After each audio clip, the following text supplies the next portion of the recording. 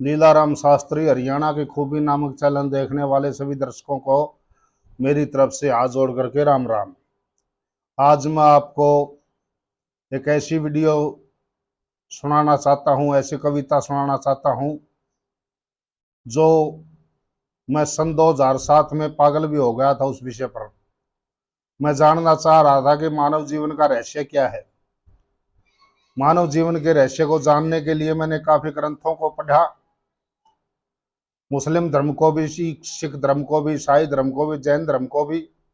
लेकिन कोई कुछ कहता है, कोई कुछ कहता है, सत्य कुछ कहीं पर भी नहीं मिला। तो लास्ट में, अंत में मैंने ये कविता बनाई कि इस होनी का भेद जगत में ना पाया ना पावे, मंद बुद्धि इंसान होनी का के अनुमान लगावे।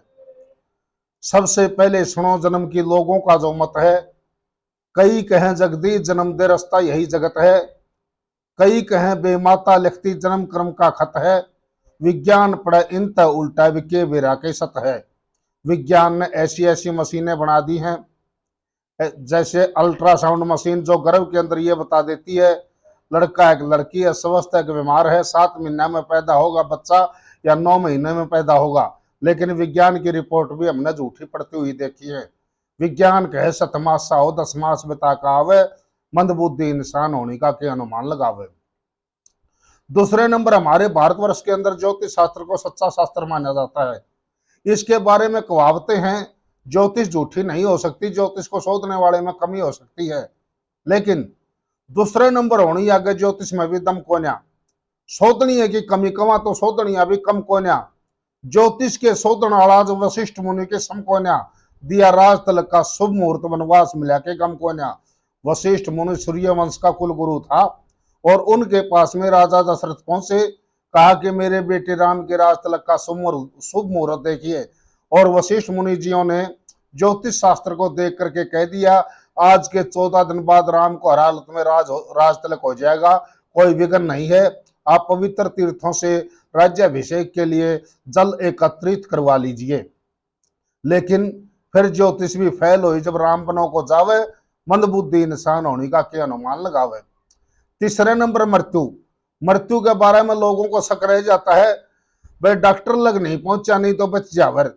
लेकिन तीसरा नंबर सुनो, मौत की मौत का कोई अंदाज नहीं, अमीर गरीब डॉक्टर शाने मौत का समझे राज नहीं, धनवंतर कैसा वैद जगत में टोया तो मिला आज नहीं, पहले पूत मरा फिर खुद मर गया और मौत का मिला इलाज नहीं। धनवंतरी वैद हमारे देश में एक ऐसे वैद हुए हैं जिनसे परमात्मा पूछने लग जाता कि तुम किस किस बीमारी का इलाज कर सकते हो, और उन्होंने अहंकार में आकर के कहा कि जहां तक मेरी नजर जाए वहां तक कोई बीमारी हो तो मैं हर बीमारी का इलाज कर सकता हूं, और कर भी देता था। दस्तों की दवाई उसने इतनी सख्त बना दी थी, एक चुटकी यदि चलते रजबाए के अंदर छोड़ दे तो रजबाए का भी पानी रुक सकता था।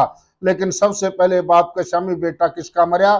धनवंतरी वैद्य का, और 10 लाख का मरा। तो इसलिए कहा कि तीसरे नंबर सुनो, मौत की मौत का कोई अंदाज नहीं, अमीर गरीब डॉक्टर शाने मौत का समझे राज नहीं, धनवंतर कैसा वैद जगत में टोया तो मिला आज नहीं, पहले पूत मरा फिर खुद मर गया और मौत का मिला इलाज नहीं। होनी बनिया मौत नहीं वह मौत सभी को खावे, मंद बुद्धि इंसान होने का क्या अनुमान लगावे। चौथे नंबर, सांग की कमाई के माध्यम से हमारे दादा गुरु धनपत सिंह ने इतना धन इकट्ठा कर लिया था कि 2 चिमनी भट्ठे लगा लिए थे, 2 एलपी गाड़ी खरीद ली थी, 1 एम्बेसडर कार, 2 जीप, 4 मोटरसाइकिल। उस जमाने में, जिस जमाने में लोगों के पास में साइकिल भी नहीं हुआ करती थी। और इतना सोना बतलाते हैं कि 100 हाथ के कुएं से गुंठियों को जोड़ करके पानी निकाल सकता था। लेकिन उसके सारे धन का विनाश करने का लेबल किसको लग गया? हमारे गुरु मैनपाल को, जो धनपत सिंह के लड़के हैं। तो मैंने गुरुजियों से बात की कि गुरुजी आपने इतने धन का विनाश क्यों कर दिया? तो उन्होंने बताया, अपने घर का और अपने परिवार का कोई भी विनाश करना नहीं चाहता, सभी सुख की तलाश के अंदर हैं और सभी अपना कारोबार बढ़ाना चाहते हैं। अफीम के अंदर सुख ढूंढ रहे हैं, शराबी शराब के अंदर सुख ढूंढ रहा है, गृहस्थी गृहस्थ के अंदर सुख ढूंढ रहा है, सन्यासी सन्यास के अंदर सुख ढूंढ रहा है, लेकिन सच्चा सुख कब कहीं पर भी नहीं मिलता। मैं मेरी बाप के जायदाद से संतुष्ट भी नहीं था। मेरे बाप की जायदाद को मैं 90 गुना बढ़ाना चाहता था और 90 गुना बढ़ाने के लिए मैंने काम भी किया। काम उसने ऐसा किया क्या कि सट्टा लगाने लग गए, क्योंकि सट्टे वाला 1 के 90 देता है। तो मैंने कहा कि आपने ये तो बहुत बुरा काम किया। कहने लगे कर्मण्यवादी का रस्ते महाफले सुखदाचन है, कि गीता का लेख है, कर्म करता जा फल की इच्छा मत कर, फल देना भगवान का काम है, कर्म करना तेरा काम है।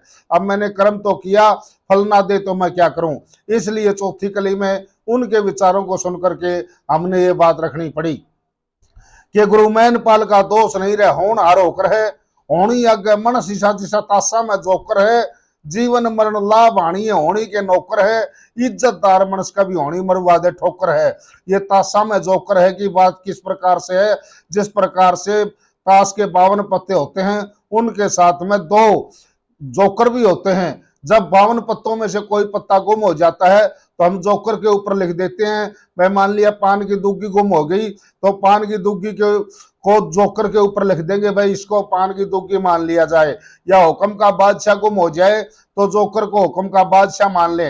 इसी प्रकार से परमात्मा कि हम कठपुतली हैं, वो हमें पान की दुग्गी बनाएगा या हुक्म का बादशाह बनाएगा, उसी का काम है। इसलिए गुरु मैनपाल का दोष नहीं रहे, होन हार होकर है, होनी आगे मन शीशा जिसा तासा में जोकर है, जीवन मरण लाभ हानि होनी के नौकर है, इज्जतदार मनुष्य के भी होनी मरवा दे ठोकर है। कह लीला राम जगत में होनी ना थ्याई ना थ्यावे, मंदबुद्धि इंसान होनी का क्या अनुमान लगावे। आज की वीडियो यहीं समाप्त होती है। इसलिए लीलाराम शास्त्री, गांव खेड़ी जालव, तहसील नारायण, जिला हिसार की तरफ से फिर से आप सब भाइयों को हाथ जोड़ करके नमस्कार। जय हिंद, राम राम।